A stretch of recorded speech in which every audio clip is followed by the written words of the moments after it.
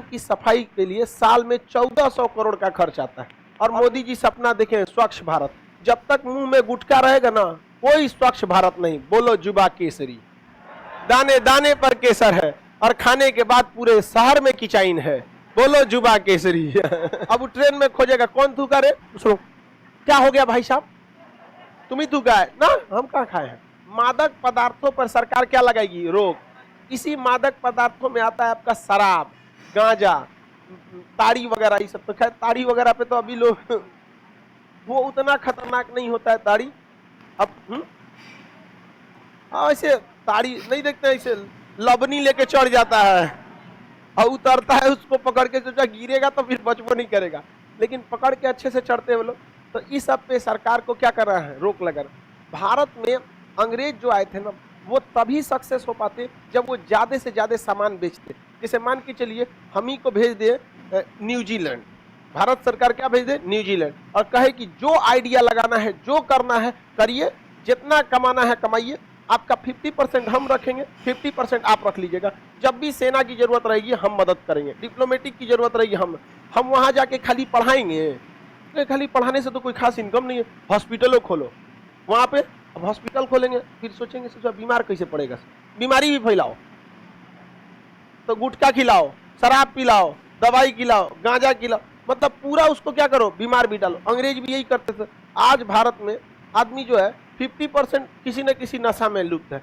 नहीं तो सबसे पहले खैनी मारा खा लिया, खैनी, गुटखा, बीड़ी, पान, सिगरेट, शराब, दुनिया भर का मतलब ये निकल गया। इससे आपको पता है भारत सरकार के केवल रेलवे मंत्रालय को थूके हुए गुटखा और पान की सफाई के लिए साल में 1400 करोड़ का खर्च आता है। और मोदी जी सपना देखें स्वच्छ भारत। जब तक मुंह में गुटखा रहेगा ना, कोई स्वच्छ भारत नहीं। बोलो जुबा केसरी,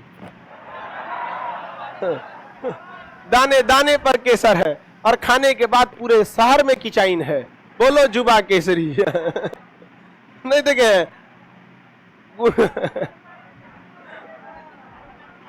तो सरकार किस पर रोक लगाती है, मादक पदार्थ।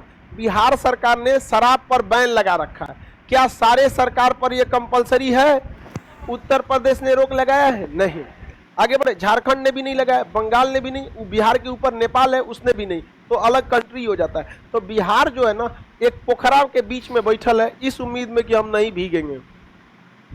तो अगल बगल में भी शराब पर क्या लगाना चाहिए, प्रतिबंध। लेकिन आप न्यायालय जा सकते हैं, नहीं जा सकते हैं। तो बिहार सरकार ने क्या कर दिया, अब ये इच्छा पर डिपेंड होता है, उन्होंने कर दिया कि हाँ हम शराब पर क्या लगा देंगे, प्रतिबंध लगा देंगे।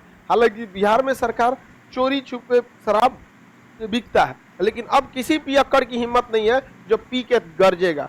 नहीं तो एक अब पियक्कड़ ससुरा पी लेता था सब और खुद को सिकंदर द्वितीय समझता था सब। पी के क्या कर लोगे, कानून ही नहीं था। आज पीजिए ना, यहाँ पर उठा ले जाएगा आपको, बड़ी मार मारेगा, फाइन है 50,000 का, बहुत ताम झाम हो जाता है आज के वक्त में। नशीली दवाओं पर भी क्या लगाएगा, प्रतिबंध लगा।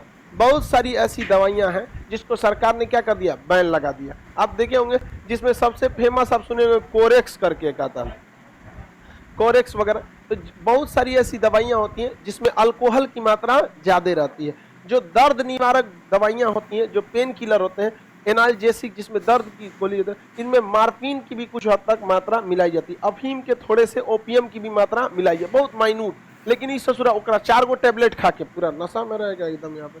तो सरकार ऐसे नशीली पदार्थों पर क्या कर सकती है, रोक लगा सकती है, लेकिन कंपलसरी तो नहीं है, क्योंकि ये किसमें है, DPSP principle directive of state policy में। समझ में आ रहा है किसमें है, 47। पोषाहार, मादक पदार्थ, नशीली दवा, तीनों की कैटेगरी अलग है। इसमें स्टैंडर्ड में सुधारना है। मादक पदार्थ अलग अलग टाइप के होते हैं, गुटखा, पान, बीड़ी, शराबी, सब समझ में आ रहा है कि नहीं आ रहा है। इस सब मामले में लड़की सही है सब, ये लोग मादक पदार्थ उतना सेवन नहीं करते, ऐसा नहीं। हाँ, कुछ बुजुर्ग लोग होंगे जो पान वगैरह, महिलाएं गांव की, वो आराम, और एगो बर्तन रख ले रहती है सब पान के लिए। अब थूकने के लिए एगो लोटा वही में थूक देते।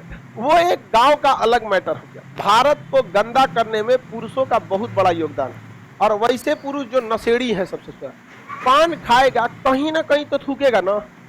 तो ऐसे पान खाने वाले लोगों को कंपलसरी करना चाहिए कि वाटर प्रूफ जेब खरीदे, खा के थूक दो, इसमें थूको तो जरूरत। खाओगे तुम, गंदा करेगा पूरा समाज।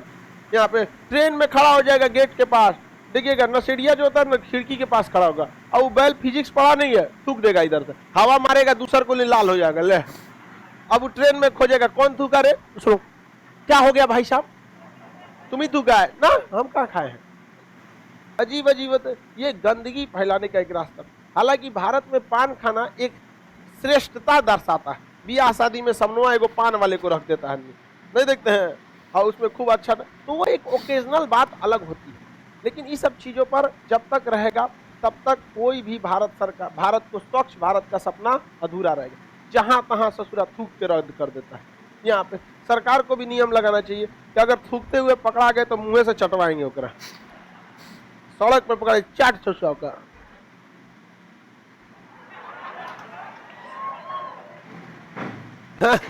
सबसे बुरा हाल तो खैनी वालों का होगा, खाता है सर एकदम अच्छा से और उसको सड़ा के एकदम फर्मेंटेशन किड़वन कर देगा और तो निकाल के इशू, कोई नहीं देख रहा है, दरवाजा के पीछे से ठोक देगा। जा जिसका दरवाजा है वो समझे। यहाँ पर कोई नशा वशा नहीं करना चाहिए। आप सबको कहते हैं, जो दोस्त जो होते हैं सब ना, उन सबको एकदम साइड कीजिए। आज भी हमारे कई फ्रेंड सर्किल में जो एक को बियर का बोतल, एक हम कहीं भी जाते हैं ना, मतलब दिल्ली कहीं भी मीटिंग में सबसे पहला रखता है सर कुछ स्पेशल है आपके लिए। हम कहे क्या है, ये इतना बड़ा बोतल रखेगा सर, अब बहुत महंगा रहता है, सोचा 10-12 हजार का हो। हम कहे कि भाई ये सब साइड कर दो, पिएंगे हम ये रह जाएंगे। तो सब ताज्जुब करता है, सर नहीं लेते हैं यहाँ पे। अब 2-4 को है सब हमारे फ्रेंड में भी, वो भी लेता है सब, वो कहता है सब कोई बात नहीं चलते, सर नहीं लेते हैं। हाँ वो इतना खुश होता है सर कि चल एक तो गया। हटाओ इसको यार, मार एकदम यहाँ बढ़िया से। ये सब गलत